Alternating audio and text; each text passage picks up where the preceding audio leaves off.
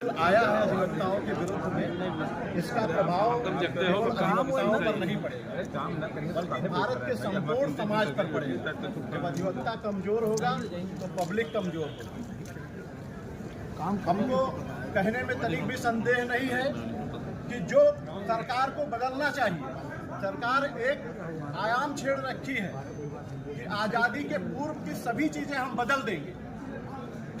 तो इस ऐसी स्थिति में सरकार को बदलना चाहिए था पुलिस रेगुलेशन एक्ट, जो भारत आजाद होने के पहले भारत के पब्लिक को दबाने के लिए पुलिस रेगुलेशन एक्ट बनाई गई। उसमें बहुत सारे संशोधन की आवश्यकता है, उसको नहीं छेड़ा। हाँ भैया निकलिए, आप क्या यार अंदर का बच्चा दे तो आओ। अधिवक्ताओं को कंट्रोल में करना, आओ सब आओ। किसी के साथ बहुत सारे ऐसे कानून हैं।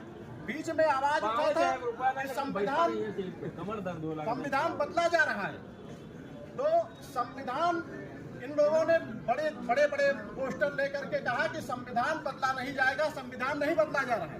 तो सही कहा उन्होंने, केवल संविधान का जिल्द नहीं बदला गया, अंदर की सभी चीजें बदल दी गई। आप सब लोग अधिवक्ता हैं, जानते हैं जैसे भारत आजाद होने से पहले जो कानून बने थे, उदाहरण के तौर पर एक दृष्टांत के रूप में मैं आप सभी लोगों को बता रहा हूं कि जैसे गैंगस्टर एक्ट बनाए गए, गुंडा एक्ट बनाए गए, ये भारत के पब्लिक को दबाने के लिए बनाया गया और इसका दुरुपयोग पुलिस वाले सबसे ज्यादा कर रहे हैं। इसको बदलने की आवश्यकता थी, पुलिस रेगुलेशन एक्ट को बदलने की आवश्यकता थी, जिसको इन लोगों ने हाथ तक नहीं लगाया। अब अधिवक्ता अगर खुले मन से काम नहीं कर पाएगा, दबाव में काम करेगा, तो कैसे अपनी बात को रख पाएगा, कैसे पब्लिक को न्याय दिला पाएगा।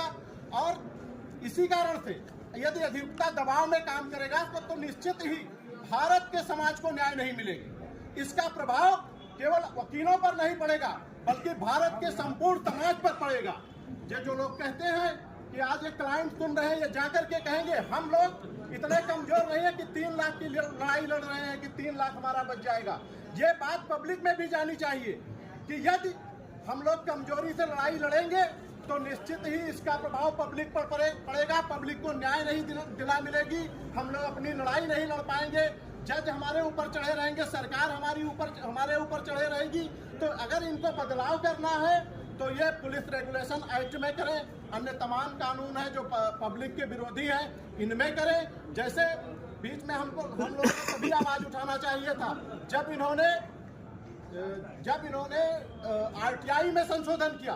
आरटीआई के आयुक्त का पावर सुप्रीम कोर्ट के जज के बराबर था, इन्होंने कम करके उसको बाबू के बराबर कर दिया। आप लोगों को भी ध्यान होगा।